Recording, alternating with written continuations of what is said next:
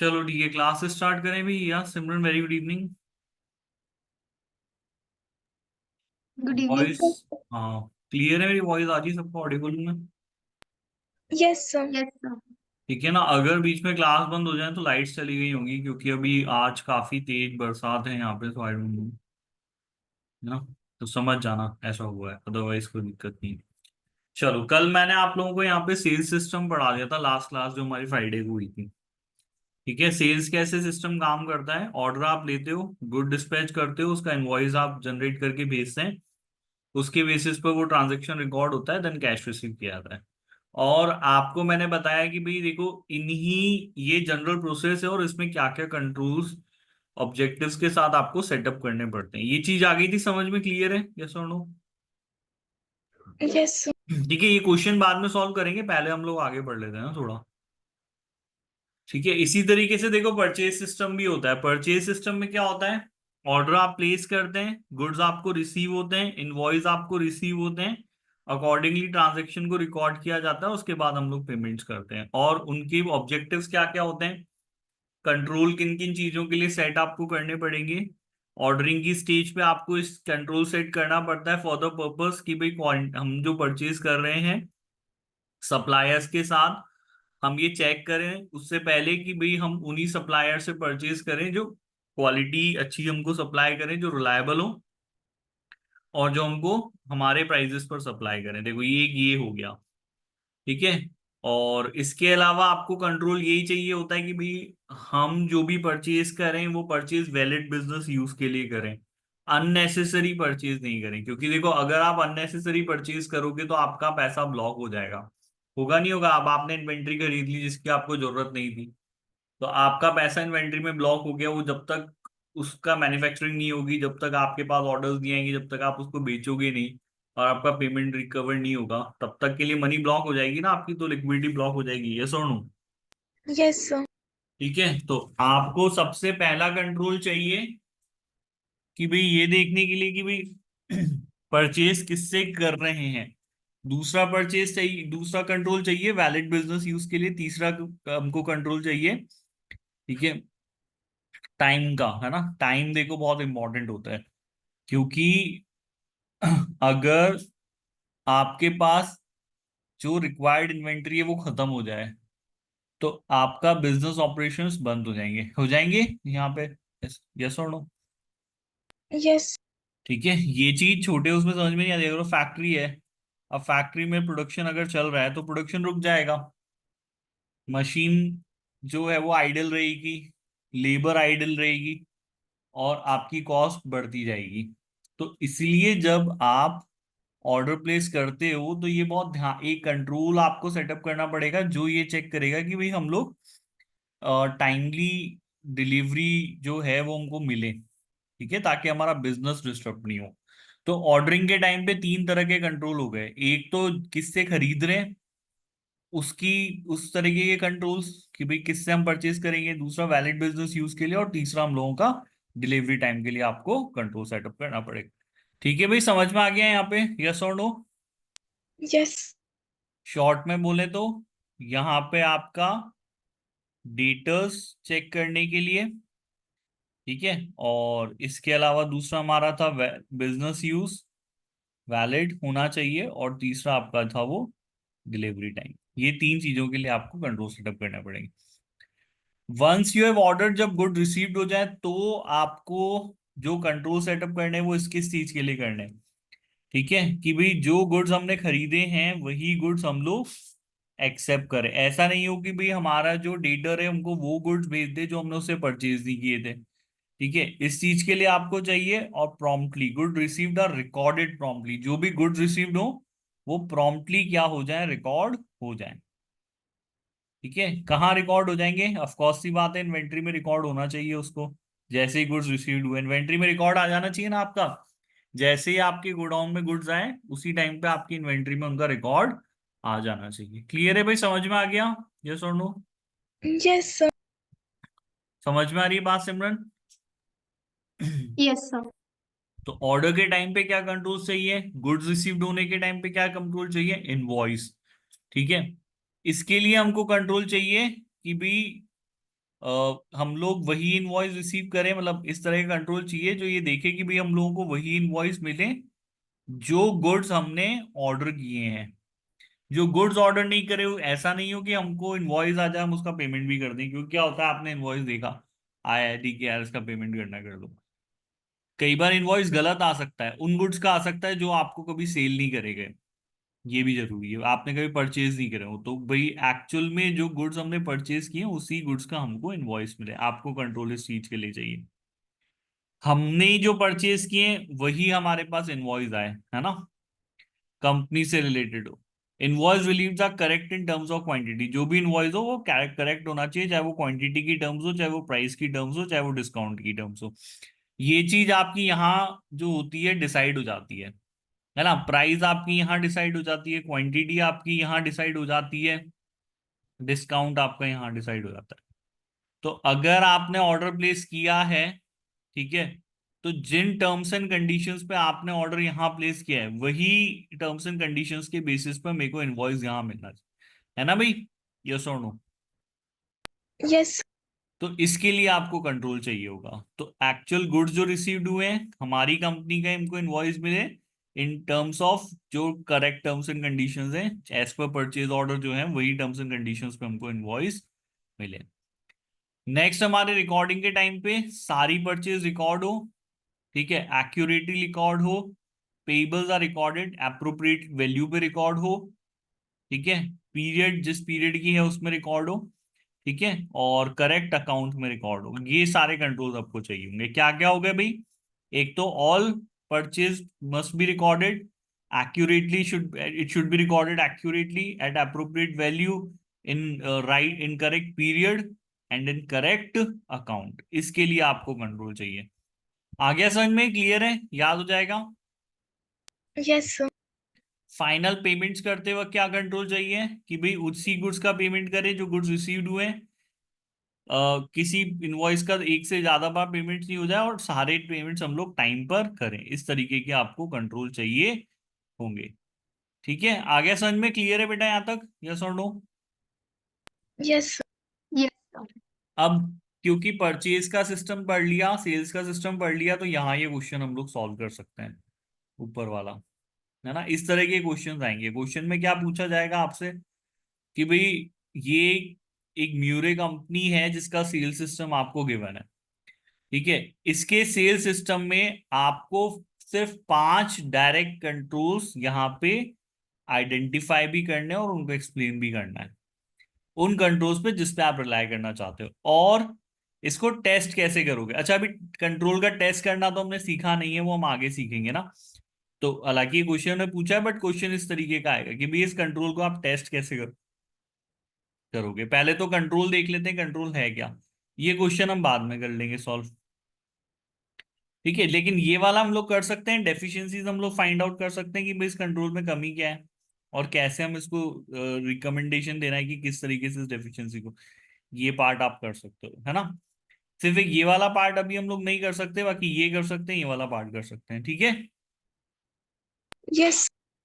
तो कंट्रोल्स हमको आइडेंटिफाई करने हैं। अब आपको समझ में आ गया कंट्रोल्स हैं क्या भाई, जो नॉर्मली यहाँ पे प्रोसीजर नहीं है, नॉर्मल प्रोसेस के अदर देन आपने कोई भी प्रोसेस सेटअप कर रखा है, वो कंट्रोल होता है।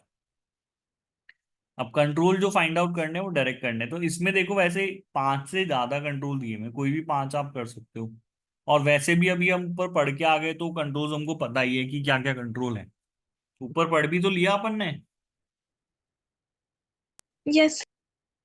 ठीक है, ऊपर अपन ने पढ़ भी लिया। तो ऑर्डरिंग के टाइम पे क्या क्या कंट्रोल थे हमारा, क्रेडिट वाला था मेन, तो चेक करने वाला, है ना, वो कंट्रोल था। ठीक है, अब इसको पढ़ो यहाँ पे, for all new customer sales manager completes a credit application which is take with the credit agency and credit limit is enter into the sales system by credit controller. ये कंट्रोल है,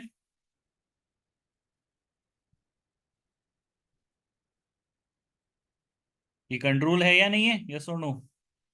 Yes, sir. क्या नाम है इस control का, Trade control. Credit check है ये, credit Yes. Control नहीं, क्रेडिट चेक। है ना? क्या कहेंगे इस कंट्रोल को? Credit check. ये क्या काम करता है, एक्सप्लेन कर सकते हो? नहीं कर सकते? जल्दी बताओ। What this control do? ये कंट्रोल काम क्या करता है? ये कंट्रोल चेक करता है, ठीक है, क्रेडिबिलिटी ऑफ क्रेडिटर्स। ठीक है, क्या चेक करता है ये? क्रेडिबिलिटी ऑफ क्रेडिटर्स चेक करता है। क्या फायदा होता है इससे? So that the business do not sell to buyers with poor credibility. ठीक है, क्या फायदा होगा इससे? ठीक है, क्या फायदा क्या होगा अगर हम ये क्रेडिट चेक करेंगे, तो उसका बेनिफिट क्या होगा?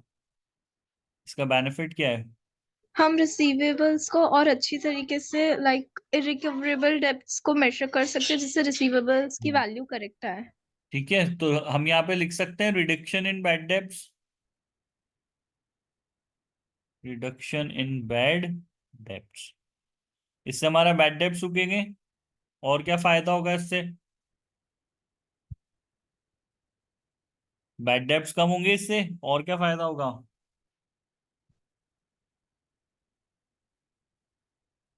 और सोचो, और क्या फायदा हो सकता है इससे? रिसीवेबल्स का एक्यूरेट फिगर फाइंड आउट कर सकते हैं। मतलब वैल्यूएशन। देखो, जब आंसर दे रहे हो तो ये चीज ध्यान रखो कि उसमें आंसर में आपका एक इंपॉर्टेंट चीज आ जाए। वो क्या होगी इंपॉर्टेंट चीज? हम लोग ऊपर पढ़ के आए हैं। क्या पढ़ा था अपन ने कि भाई जब आप ऑडिट करते हो, तो ऑडिट करते वक्त क्या चीज, मतलब आपको जो प्रोसीजर्स परफॉर्म करके एविडेंस फाइंड आउट करने होते हैं ना। Yes sir. हम्म।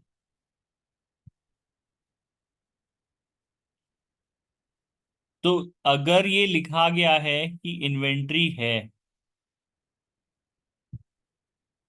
तो इसका क्या मतलब निकलता है इन्वेंट्री होने का? क्या टर्म क्या देते हैं हम उसको? कि इन्वेंट्री की वैल्यू प्रॉपर होनी चाहिए, इन्वेंट्री फिजिकली एग्जिस्ट करनी चाहिए, इन्वेंट्री कंप्लीट होनी चाहिए। इसको क्या कहते हैं हम लोग? क्या है ये वैल्यूएशन। क्या है? वैल्यूएशन। नहीं, वैल्यूएशन है, एग्जिस्टेंस है, कंप्लीटनेस है। ठीक है, टाइटल है, क्या कहते हैं इनको? पढ़ा था ना ऊपर? जल्दी बताओ। ये कैसे भूल गए तुम लोग? जल्दी बताओ, जल्दी। क्या कहते हैं सिमरन?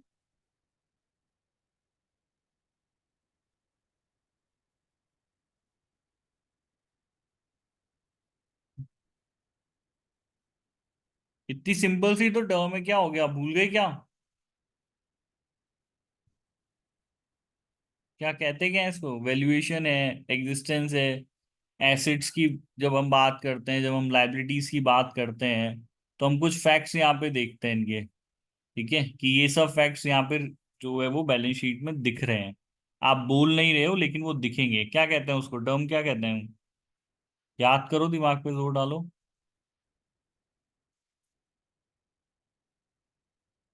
सिमरन को भी याद नहीं आ रहा, हिया को भी याद नहीं आ रहा?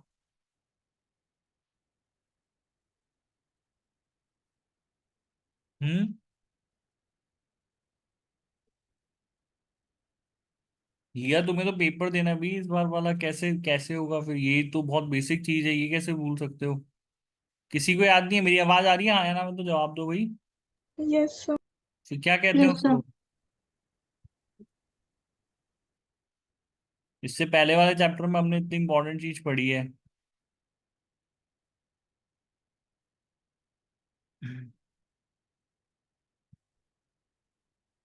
याद करो क्या कहते हैं।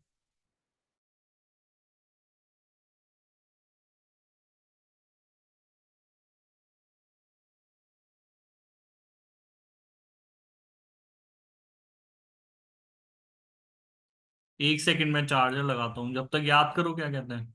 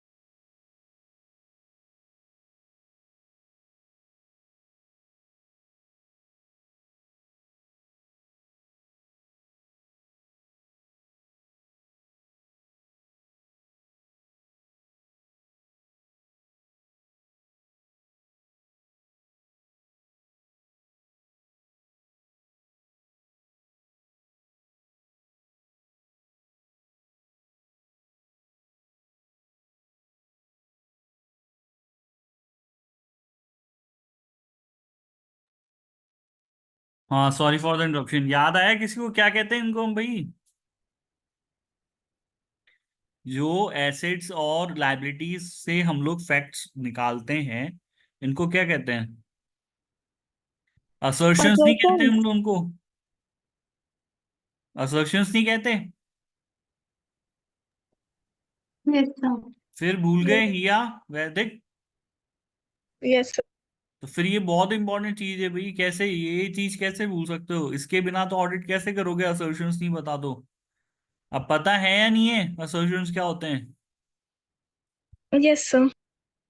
फिर तो अब जब आप आंसर अपना फ्रेम करेंगे तो आपको आंसर में लिखना पड़ेगा, क्योंकि देखो हम एज अ ऑडिटर अपने पॉइंट ऑफ व्यू से आंसर लिखते हैं, हम बिजनेसमैन के पॉइंट ऑफ व्यू से आंसर नहीं लिखते। दिस इज द कंट्रोल और इसका कुछ पर्पस है। तो इस कंट्रोल का पर्पस ये है कि भाई बैड डेब्ट रिडक्शन करना। पर ये चीज, ये काम की चीज बिजनेसमैन की हो सकती है। अपने काम की चीज क्या है?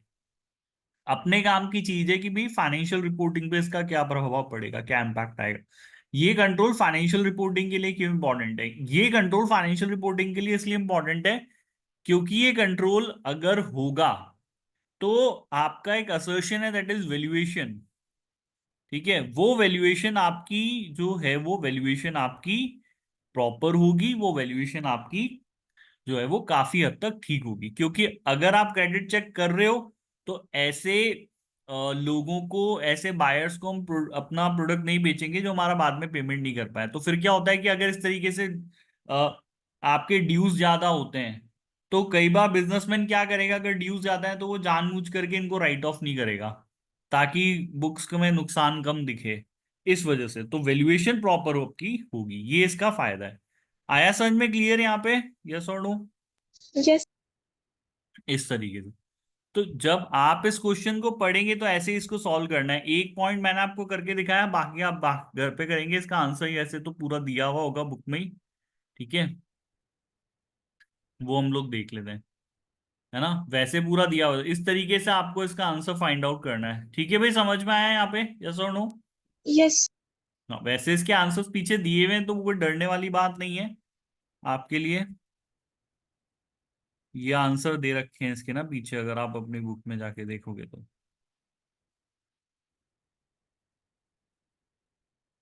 हम्म देखो यहाँ पे कैसे इन लोगों ने आंसर लिखा है। Credit checks are performed and credit link sales are only made to customer that are likely to make full and prompt payment, reducing the risk of irrecoverable debts. Irrevocable debt will reduce profit and cash flow if not write off will result in overstatement of receivable. तो आपको ये चीज ध्यान रखनी है कि मैं auditor हूं, मेरे लिए इसका फाइनेंशियल रिपोर्टिंग पे क्या इम्पैक्ट आएगा वो देखना है। तो फाइनेंशियल रिपोर्टिंग पे इम्पैक्ट ये है कि भाई अगर इस तरह कंट्रोल होगा तो रिसीवेबल्स आपके ओवरस्टेटेड नहीं होंगे, वो वैल्यूएशन उसकी प्रॉपर होगी। आया समझ में? क्लियर है? यस और नो? Yes. ठीक है, तो इस तरीके से आपको आंसर लिखना है। ठीक है, अब इन्होंने एक चीज और पूछी है क्वेश्चन में, वो ये पूछा कि भाई आप ये भी बताओ कि इसमें डेफिशिएंसी क्या है कंट्रोल में, इस कंट्रोल में अगर कोई कमी है तो वो हमको आइडेंटिफाई करनी है। वापस से क्वेश्चन पे जाएंगे हम लोग एक बार, ठीक है, और ये जो क्वेश्चन है वो आप देखेंगे। कहाँ गया? हम्म, ठीक है, अब इन्होंने आगे क्या लिखा है? यहां तक हमने पढ़ा और यहां पर हमने आइडेंटिफिकेशन किया कि सर एक कंट्रोल यहाँ पे सेटअप किया गया। credit checks are not re-performed unless a customer requests an increase to their credit limit. If an increase is, the new check will be performed and the credit limit is revised. अब इन्होंने बोला है कि देखो credit check हमारे पास control है, जो कि एक अच्छी बात है, लेकिन हम लोग कभी भी एक बार चेक करने के बाद दूसरी बार हमारे क्रेडिटर का क्रेडिट चेक नहीं करते जब तक कि वो खुद से ना बोले कि मेरी क्रेडिट लिमिट बढ़ा दो। तो आपने एक बार चेक कर लिया, लेकिन उसके बाद आप कभी भी वापस से कब जो है वो क्रेडिट लिमिट जो है वो चेक नहीं कर रहे। रीचेकिंग ऑफ क्रेडिट लिमिट कब होती है? रीचेकिंग ऑफ क्रेडिट लिमिट आपकी कभी नहीं होती, इसका मतलब है ना, वो कभी नहीं होती है आपकी। यस और नो? Yes sir. ठीक है, तो ये इसको मैं कहूंगा डेफिशिएंसी जो आपने आइडेंटिफाई करी। अब आपको ये नहीं बताना कि डेफिशिएंसी, ये बता दिया ठीक है, यहां तक तो एग्जामिनर ने ही आपको बता दिया। अब इसके आगे आपको बताना है, अगर ये डेफिशिएंसी है तो फिर से आ जाओ सर, फाइनेंशियल रिपोर्टिंग पे इम्पैक्ट क्या पड़ेगा? क्या इम्पैक्ट पड़ेगा फाइनेंशियल रिपोर्टिंग पे? अगेन सर, इम्पैक्ट ये आएगा फाइनेंशियल रिपोर्टिंग पे कि अगर हम इसकी रीचेकिंग नहीं करेंगे तो हो सकता है कि सब्सिक्वेंटली जो हमारा क्रेडिटर प्रीवियसली क्रेडिट वर्दी है विल नॉट रिमेन क्रेडिट वर्दी। यही होगा, यस। पहले वो क्रेडिट वर्दी था, लेकिन क्योंकि अब हमने कभी चेक नहीं किया और ऐसे होने के चांस, ऐसे ये होने की संभावना है कि अब वो क्रेडिट वर्दी नहीं रहा है। और होगा क्या अगेन सर, अगर हम बिना चेक करे कंटिन्यूसली उसको क्रेडिट पे गुड्स लेते रहेंगे तो might be there there are chances कि ये क्रेडिट वर्दी ना रहे और ये हमारा पैसा टाइम पर नहीं रीपे करे। ठीक है, ये तो होगा ही होगा। और अगेन इसका इम्पैक्ट हमारी जो है वो ओवर स्टेटमेंट ऑफ क्या हो जाएगा, ये ओवर स्टेटमेंट ऑफ रिसीवेबल्स पे हमको देखने के लिए मिलेगा। ये हमारी डेफिशिएंसी है। आया समझ में? क्लियर है? यस और नो? यस।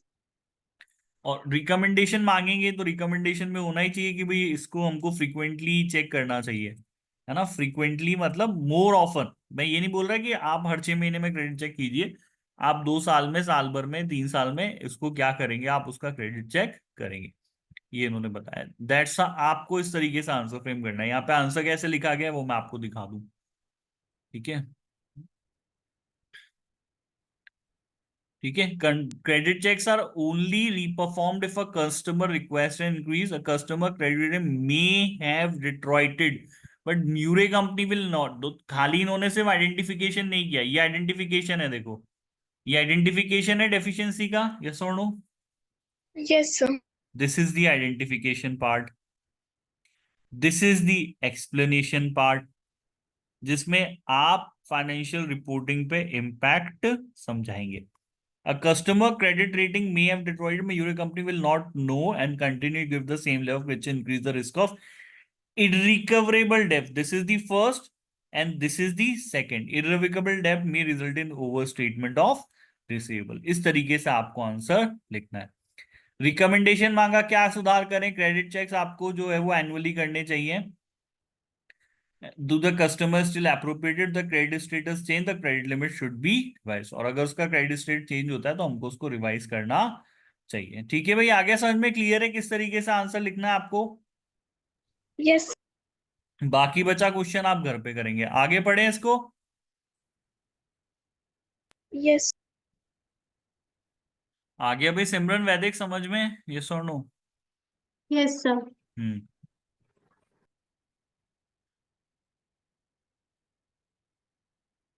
हम्म। ऐसे ही उन्होंने परचेज साइकिल का भी केस हमको दिया है, ये भी फटाफट देख लो।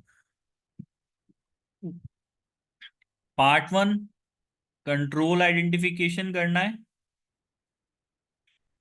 पार्ट 2 एक्सप्लेन करना है। ठीक है, दो चीजें करनी है। गुड्स और services are obtained by placing a purchase requisition with the centralized purchasing department.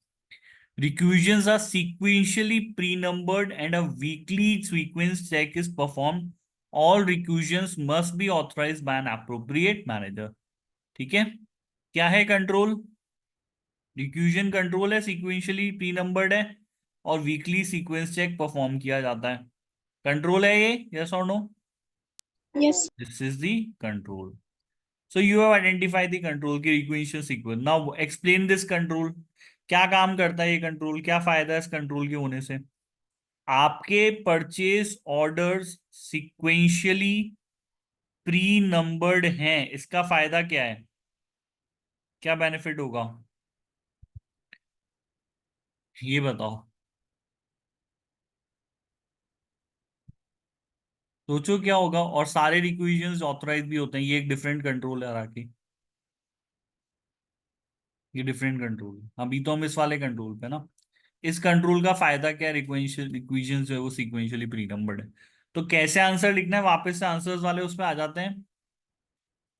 एक चीज तो आपने आइडेंटिफाई कर ली। एक second।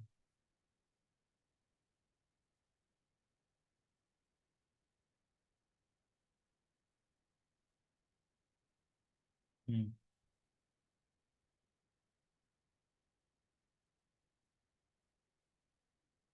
ये वाला दिया ही नहीं दिया इन्होंने। इन्होंने जो लिया है, एक बार वो वाला देख लेते हैं ना कंट्रोल आंसर में, ताकि समझाने में थोड़ा आंसर हो जाए। ठीक है। जैसे इन्होंने कौन सा लिया है कि भाई सेंट्रलाइज परचेजिंग डिपार्टमेंट है, ये भी अपने आप में control. Ensure that the purchase cost is effective and only necessary goods and service are procured, reducing the risk of loss to the company. इन्होंने जो कंट्रोल आइडेंटिफाई किया है वो कौन सा कंट्रोल आइडेंटिफाई किया है? Centralised purchasing system. ये एक तरीके का कंट्रोल है। सेंट्रलाइज परचेजिंग सिस्टम समझते हो क्या होता है? Yes, sir. ठीक है, जहां पे परचेज अलग अलग डिपार्टमेंट्स अपनी अलग अलग नहीं करते हैं, वहां पे जो परचेज है वो कौन करता है? उनका एक सेंट्रलाइज परचेजिंग डिपार्टमेंट होता है, वो करता है। ठीक है, आया समझ में? Yes, sir. वैसे ये रहा ना हमारा सिक्वेंशली प्री नंबर्ड भी, ये रहा। तो इसमें इन्होंने आइडेंटिफाई किया कि भाई sequentially pre numbered purchase orders है, वीकली चेक वेयर हाउस करता है, ये एक जो है वो एक कंट्रोल है। This is the identification. फायदा क्या है, बेनिफिट क्या है इसका? I ensures that all goods and services orders are received, so any missing purchase order can be followed up। तो इसका फायदा ये है सर कि फॉलो अप लेने में आसानी होती है। ठीक है, हमने 1 से 10 तक ऑर्डर किए, तो अगर कोई ऑर्डर हमको अभी तक नहीं मिला है तो हम उसको ट्रेस कर सकते हैं, है ना? यस और नो? Yes, sir. ठीक है। तो ये हमारा मिसिंग जो है, मिसिंग परचेज ऑर्डर्स के पर्पस के लिए इसका फायदा है।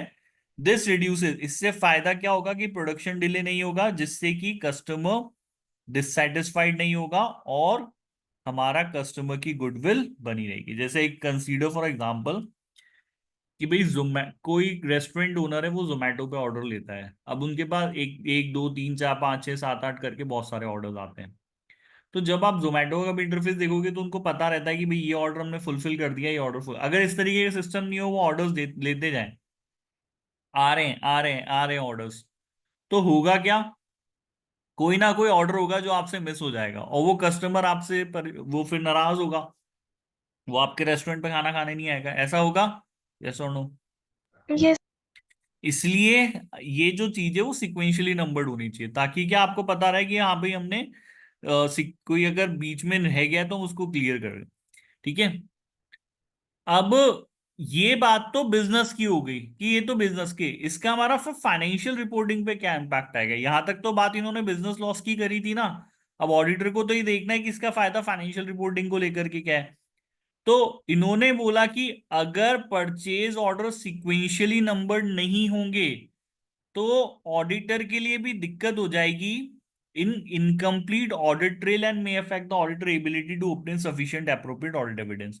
ठीक है, तो अगर वो सीक्वेंशियली नंबर नहीं होंगे तो ऑडिटर को भी नहीं पता कि भाई कौन सा ऑर्डर कौन से इनवॉइस का है। देखो, आप इस तरीके से चलते हो, ट्रेल मतलब होता है, आप जैसे कभी बरसातों के टाइम पे आप चलोगे तो आपके पाँव के निशान बनते हैं, कभी रेत पे चलते हो तो पाँव के निशान बन जाते हैं ना, यस और नो? Yes, sir. तो अब आपने चलना कहाँ से चालू किया और आप पहुंच कहाँ गए? तो मुझे अगर ये जाना है, जानना है कि भाई आपने कहाँ से चलना चालू किया था, तो वो मैं आपके पाँव के निशानों को फॉलो कर सकता हूँ। तो मुझे पता चल जाएगा कि भाई हिया ने, सिमरन ने, वैदिक ने कहाँ से चलना स्टार्ट किया था। है ना? यस और नो? मैं यस। स्टार्टिंग पॉइंट पे जा सकता हूँ अगर मैं पूरा वो ट्रेल फॉलो करूँ, आपके वो पाँव के निशान फॉलो करूँ। ठीक है, तो आप चाहे भले मुझे 1 किलोमीटर बाद मिले हो, लेकिन मैं पता कर सकता हूँ कि आपने स्टार्टिंग कहाँ से करी थी। कर सकता हूँ? यस और नो? यस। तो जब ऑडिटर ऑडिट करता है तो कोई ट्रांजैक्शन फाइनली बैलेंस शीट तक पहुंचा, तो वो उसकी ट्रेल ढूंढता हुआ जाता है। मतलब वही कि भाई ये पहले स्टार्ट कहाँ से हुआ था। स्टार्ट तो भाई परचेज ऑर्डर से ही हुआ होगा कहीं ना कहीं। अगर मेरे को रिसीवेबल्स ट्रेस करने हैं, सॉरी, मुझे पे, हाँ, मुझे मेरे पेबल्स ट्रेस करने हैं, तो मुझे जाना कहाँ पड़ेगा? मुझे शुरू से जाना पड़ेगा, मतलब परचेज ऑर्डर से जाना पड़ेगा। अब अगर परचेज ऑर्डर सिक्वेंशियली नंबर नहीं है तो मैं वो ट्रेल पूरी नहीं कर पाओगे। ट्रेल आप पूरी, ये बताइए। No sir. ये इम्पैक्ट आपका सिक्वेंशियली नंबर नहीं होने की वजह से किसके ऊपर आएगा? ऑडिट के ऊपर आएगा ये। तो आपके जवाब में ये होने से ज्यादा, इसके साथ साथ आपका ये ऑडिट इम्पैक्ट होना बहुत जरूरी है कि इसका कंट्रोल का ऑडिट इम्पैक्ट पे क्या फर्क पड़ेगा, ऑडिट के ऊपर क्या इम्पैक्ट आएगा। आगे समझ में क्लियर है? यस और नो? यस। ये इस तरीके से क्लियर है भाई? समझ में आया सिमरन? यस और नो? Yes sir. वैदिक समझ में आया बेटा? Yes sir. हम्म। ये हमारा परचेज सिस्टम का हो गया। अब इसमें इन्होंने एक और बात कही है, इसमें भी आपको डेफिशिएंसी फाइंड आउट करनी पड़ेगी। ठीक है, ऑन पर requisitions are sequentially pre numbered and a weekly sequence check is performed. और हर हफ्ते हम लोग क्या करते हैं यहाँ पे? वीकली जो है उसका सीक्वेंस चेक परफॉर्म करते हैं। All requisition must be authorised by an appropriate manager on receipt of purchase requisition. Purchase office agrees the manager's signature to the signatory list held on a file and checks inventory levels where appropriate. Orders are placed with supplier using sequentially pre-numbered purchase order. Orders can only be placed with suppliers from the approved supplier list. Suppliers can only be added to the approved supplier list by the procurement team once the terms of the contract have been agreed and reference obtained. Written confirmation required for all orders placed, and the purchase officer agrees the quoted price against the agreed price, ensures any bulk discount to which Murray companies are entitled. अब इसमें और भी दो चार control बताए गए। इसमें कोई डेफिशिएंसी दिख रही है क्या अब तुम लोगों को? हमने यहाँ तक पढ़ा दो, ये बताओ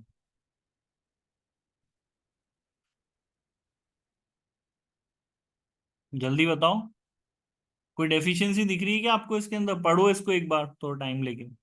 यहाँ से ये डेफिशिएंसी देखो, ये कंट्रोल तो है लेकिन इस कंट्रोल में कमी है।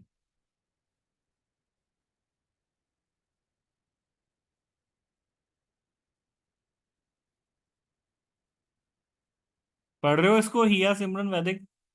Yes sir. कोई डेफिशिएंसी बताओ, कोई कमी बताओ कंट्रोल में जो दिख रही हो। पढ़ो इसको एक बार, ट्राई करो और डेफिशिएंसी निकाल के बताओ।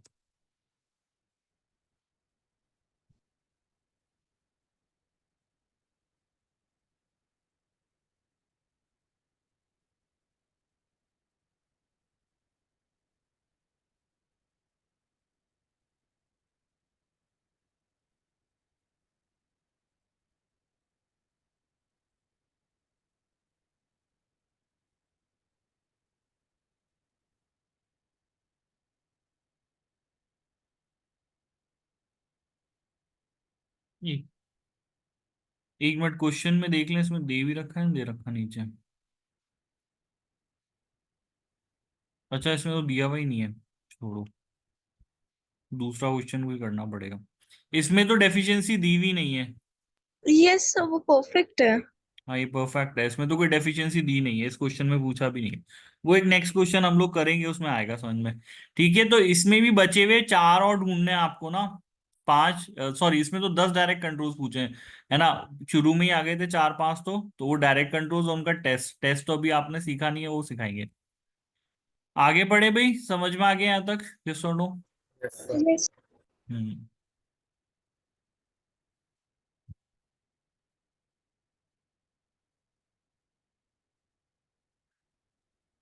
अब आ गए हम लोग कौन से वाले पे? कहाँ तक पूरा हो गया हमारा ये? हम्म। अब देखो फ्रॉड्स के साथ क्या कंट्रोल होने चाहिए फ्रॉड डिटेक्ट करने के लिए। पहले तो इन लोगों ने फ्रॉड के साथ कुछ प्रॉब्लम डिस्कस की है। Fraud is specifically designed to mislead people. Consider the following example.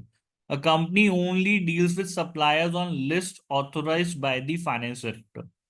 तो एक एग्जांपल इन लोगों ने दिया है। इन्होंने बोला कि भाई फ्रॉड जो होते हैं ना वो स्पेसिफिकली डिजाइंड होते हैं ताकि लोगों को झांसा दिया जा सके, मिसलीड किया जा सके। ठीक है। तो जब आप किसी फ्रॉड की बात करते हो तो इसको ढूंढना मुश्किल होता है। क्यों मुश्किल होता है? क्योंकि इसको जानबूझ करके इस तरीके से किया जाता है कि भाई ये लोगों की नजरों में नहीं है ना। Yes. Design to remain undetected. तो उसको तो डिजाइन ही इस तरीके से किया गया। भाई उन्होंने एग्जाम्पल बताया। ठीक है। तो कंपनी सिर्फ ऐसे सप्लायर्स के साथ डील करती है जिनको की फाइनेंस डायरेक्टर ने ऑथराइज किया है। ठीक है। Payment to suppliers are made after the purchase clerk identify the monthly payments to be made and prepare the check. Payment भी तभी किया जाता है जब परचेज क्लर्क आइडेंटिफाई कर लेता है। ठीक है। मंथली पेमेंट और उसके बाद उनके चेक बनते हैं। चेक्स फाइनेंस डायरेक्टर साइन करता है, अमाउंट कंफर्म करता है और and supplier names to supporting documentation. ठीक है। तो फाइनेंस डायरेक्टर यहाँ पे क्या करेगा? कंफर्म करेगा no. Checks are countersign by, उसके बाद check managing director countersign करेगा। हु डज नॉट चेक, वो चेक नहीं करता डिटेल्स बट उसके पास नॉलेज है कि कौन सप्लायर्स हैं। This appears like a sensible combination of authorization, controls, and segregation of duties. The auditor would place reliance on the control system, reduce substantive testing of purchases. However, अब देखो इन्होंने एक fraud का example दिया है। Now consider the implication if one of the suppliers is actually controlled by the finance director. The supplier regularly overcharges the company and the purchase clerk is being bribed by the finance director in return for their silence. It is for the reason that the auditor must always perform. तो अब इन्होंने बताया भाई देखो ये इस तरीके का collusion है जिसे पकड़ा नहीं जा सकता। इसे पकड़ सकते हो आप? No, sir. नहीं है ना। फाइनेंस डायरेक्टर का ही अपना ही कोई बंदा है जिसको सप्लायर बनाया हुआ है और उसको बोला कि भाई जो भी आप चार्ज कर रहे हो 100 की जगह 200 रुपये चार्ज करो आप तो कंपनी से। हम बिल पास करना है, हम बिल पास कर देंगे। फाइनेंस डायरेक्टर ने उसको अप्रूव लिस्ट में चढ़ाया, परचेज क्लर्क ने उसका बिल पास किया, फाइनेंस डायरेक्टर को पेमेंट करना है। मैनेजिंग डायरेक्टर तो बस ये जानता है कि हाँ ये सप्लायर है और वो ज्यादा कुछ चीजें चेक नहीं करता। तो ये जो फ्रॉड का एग्जांपल इन्होंने दिया है इसमें उन्होंने क्या दिखाया कि ये फ्रॉड हो रहा है बट ये फ्रॉड इस तरीके का है जिसे पकड़ा जाना बहुत मुश्किल है ना। यस और नो? Yes. तो अगर ऑडिटर देखेगा कि भाई कंट्रोल्स बने हुए हैं और अगर सब्सटेंसिव टेस्टिंग नहीं करेगा तो यहाँ पे ऑडिट आपकी प्रॉपर नहीं होगी, है ना। इसलिए आप सिर्फ खाली टेस्ट ऑफ कंट्रोल्स परफॉर्म करके कि भाई कंट्रोल अच्छे हैं और अगर वो अपना काम कर भी रहे हैं आप अपनी ऑडिट को कंक्लूड नहीं कर सकते। इसलिए आपको हमेशा थोड़ी सी सब्सटेंसिव टेस्टिंग और अपना प्रोफेशनल स्कैप्टिज्म अप्लाई करना चाहिए। आया समझ में? क्लियर है यहाँ पे क्यों क्या रीजन है भाई? यस और नो कि हम सिर्फ टेस्ट ऑफ कंट्रोल्स के बेसिस पे नहीं कर सकते सब चीजें।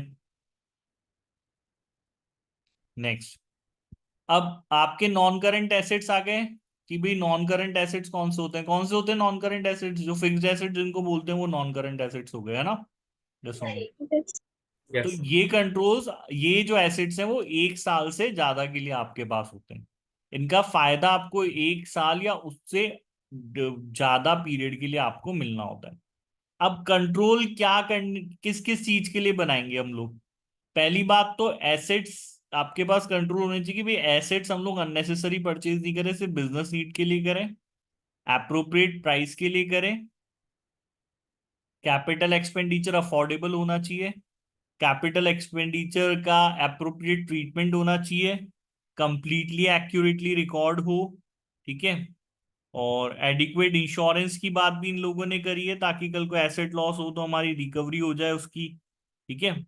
डॉक्यूमेंट्स आपके एसेट्स के होने चाहिए आपके पास, उनको चोरी से या डैमेज करने बताने के लिए। ये सब चीजें उन लोगों ने कंट्रोल्स के लिए बताया। क्लियर है भाई? समझ में आ गई क्या क्या कंट्रोल सेटअप करोगे एसेट्स के लिए जो हमारे नॉन करेंट्स हैं? Yes, sir. है ना भाई, जरूरत होने पे ही एसेट खरीदने चाहिए आपको ना, अननेसेसरी एसेट मत खरीदो। अब मान लो आपकी जरूरत नहीं है और आप एक फैक्ट्री दूसरी खरीद के बैठ जाओ, करोगे क्या? बहुत सारा पैसा ब्लॉक हो जाएगा ना, अगर अननेसेसरी नीड के लिए आप यहाँ पे एसेट खरीद लोगे, वो भी नॉन करंट, क्यों? नॉन करंट एसेट्स में पैसा ज्यादा इन्वेस्ट होता है ना, करंट एसेट्स में इतना नहीं होता, नॉन करंट एसेट्स में पैसा आपको ज्यादा इन्वेस्ट करना पड़ता है, यस और नो? Yes, sir. हाँ, बहुत सारा पैसा ब्लॉक हो गया फिर। अप्रोप्रिएट प्राइस पे करें, अफोर्डेबल हो, ठीक है, अकाउंटिंग ट्रीटमेंट सही से होना चाहिए, कंप्लीटली रिकॉर्ड होना चाहिए, एक्यूरेटली रिकॉर्ड होना चाहिए, और एसेट्स की सिक्योरिटी के लिए आपके पास जो है वो पूरे उसके डॉक्यूमेंट्स की सिक्योरिटी, उसके फिजिकल एग्जिस्टेंस की सिक्योरिटी के लिए आपके पास कंट्रोल्स होने चाहिए। ठीक है, आगे समझ में क्लियर है यहाँ पे, यस और नो? Yes. ठीक है, नेक्स्ट आ जाते हैं। नेक्स्ट इन लोगों ने पेरोल, अच्छा 11 बज गई क्या? चलो, यहां तक आ गया, समझ में क्लियर है? Yes, sir. Yes, sir. ठीक है ना, तो कल अब यहां तक ये पढ़ लिया, 2 क्वेश्चन मैंने आज आपको दिए हैं, वो क्वेश्चन आपको घर पे करने हैं, उनका फर्स्ट फर्स्ट पार्ट मैंने करा दिया है, बचा हुआ पार्ट आपको कंप्लीट करना है। ठीक है, सॉल्यूशंस उसके हैं पीछे, एक बार खुद से करके देखना, फिर देखना कि सॉल्यूशन में ऐसा क्या था जो मैं नहीं बता पाया। ठीक है, और देखो जरूरी नहीं है, सब सब्जेक्टिव आंसर है तो आपकी लैंग्वेज सेव नहीं रहेगी, लेकिन जो चीजें आनी चाहिए वो चीजें पूरी होनी चाहिए, बस इतनी सी बात ही है, वो धीरे धीरे आप सीख जाओगे, ऐसा नहीं है। बट 2 क्वेश्चन आपको करने हैं, कल हम लोग पेरोल सिस्टम पढ़ लेंगे इसका। ठीक है भाई? Yes, sir. ठीक है, कोई डाउट हो तो बता दो, वैसे अब ज्यादा कुछ बचा भी नहीं, एक पेरोल और एक इन्वेंट्री सिस्टम बचा हुआ है, मोस्ट प्रोबेबली कल कंप्लीट कर लेंगे इसको हम, ठीक है? Yes, sir. Yes, sir. चलो फिर क्लास खत्म करते हैं, bye, good night. Thank you, sir. Bye. Good night. Bye, good night.